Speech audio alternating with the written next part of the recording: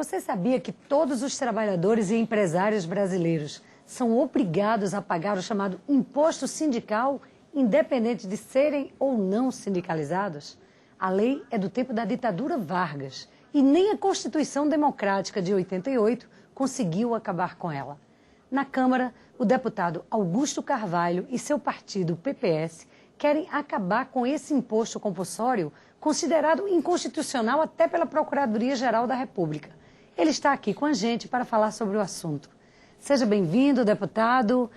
O senhor teve uma emenda, que foi inclusive aprovada pela Câmara há alguns anos, que acabou com a obrigatoriedade desse imposto. O que foi que aconteceu?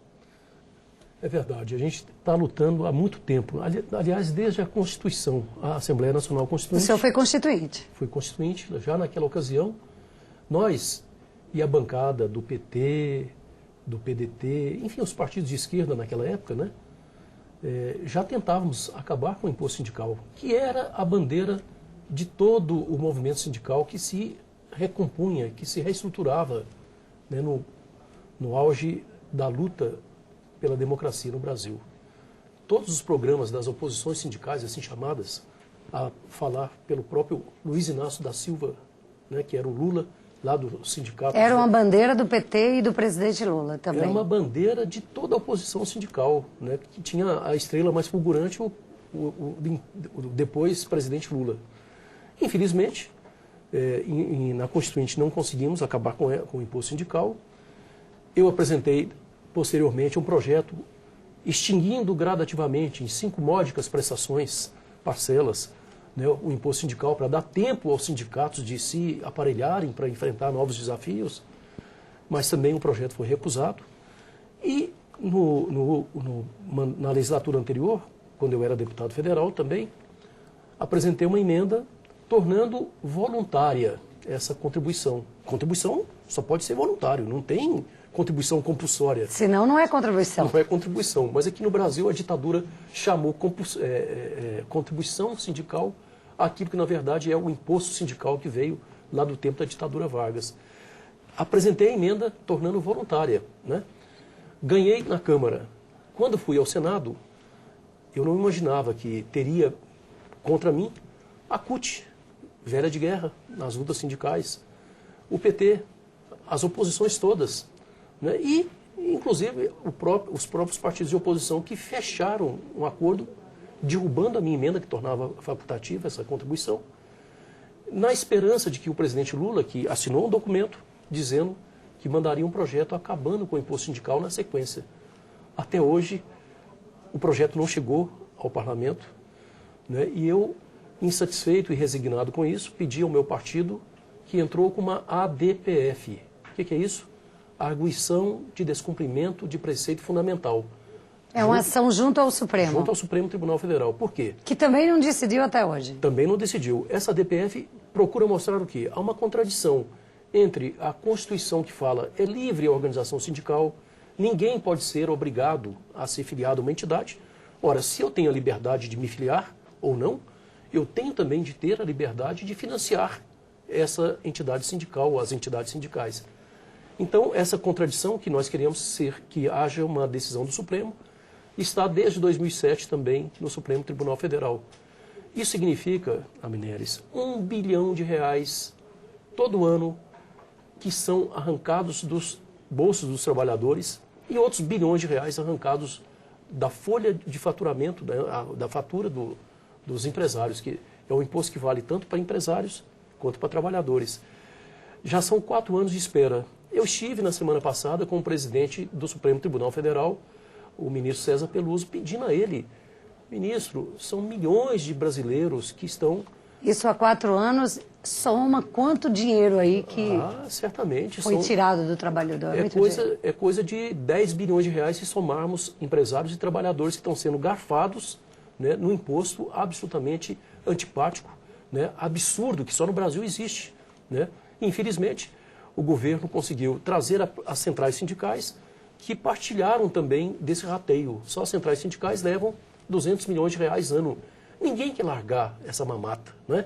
Mas eu não desisto, né? Nós estamos pedindo ao Supremo... Deputado Augusto Carvalho, qual é o problema maior de ter essa obrigatoriedade? Me parece que é a vinculação do sindicato com o governo que não deveria acontecer, e não a luta do sindicato pelos seus trabalhadores. Explica para a gente de onde vem isso. Isso vem do peleguismo da ditadura Vargas? Em qualquer lugar do mundo, sindicato é sustentado pela opção dos trabalhadores. As pessoas se filiam às entidades sindicais.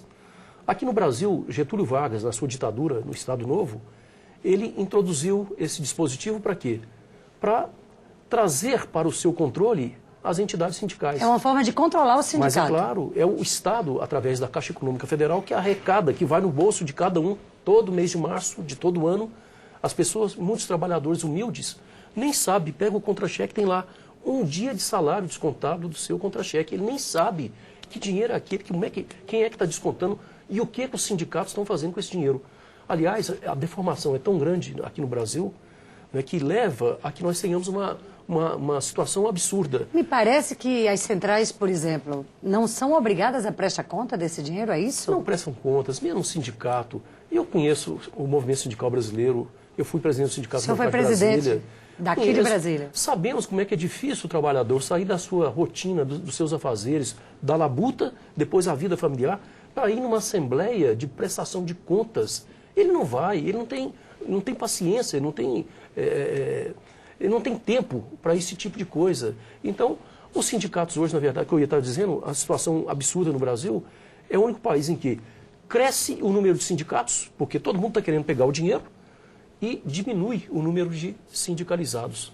Ou seja, deixou de fazer sentido o que é o sindicato, que é essa proteção do trabalhador para lutar pelos seus direitos, por melhorias salariais. Exatamente. Então está todo mundo interessado no cofre, está todo mundo interessado em arrancar esse dinheiro sujo, que eu chamo, um dinheiro espúrio, não é, que ele é arrancado sem o consentimento das pessoas. E isso, num país democrático, né, como o Brasil, nós não podemos permitir que continue essa excrescência, esse absurdo, né, que é o Estado financiando as entidades sindicais a despeito da vontade, né, da pessoa interessada, seja ele trabalhador, seja ele empresário. Tem que ser uma escolha do trabalhador fazer parte ou não do sindicato. Exatamente. Deputado, mas essa situação que tem um parecer da Procuradoria-Geral pela inconstitucionalidade, isso não dá direito ao próprio trabalhador recorrer e dar decisão e não descontar?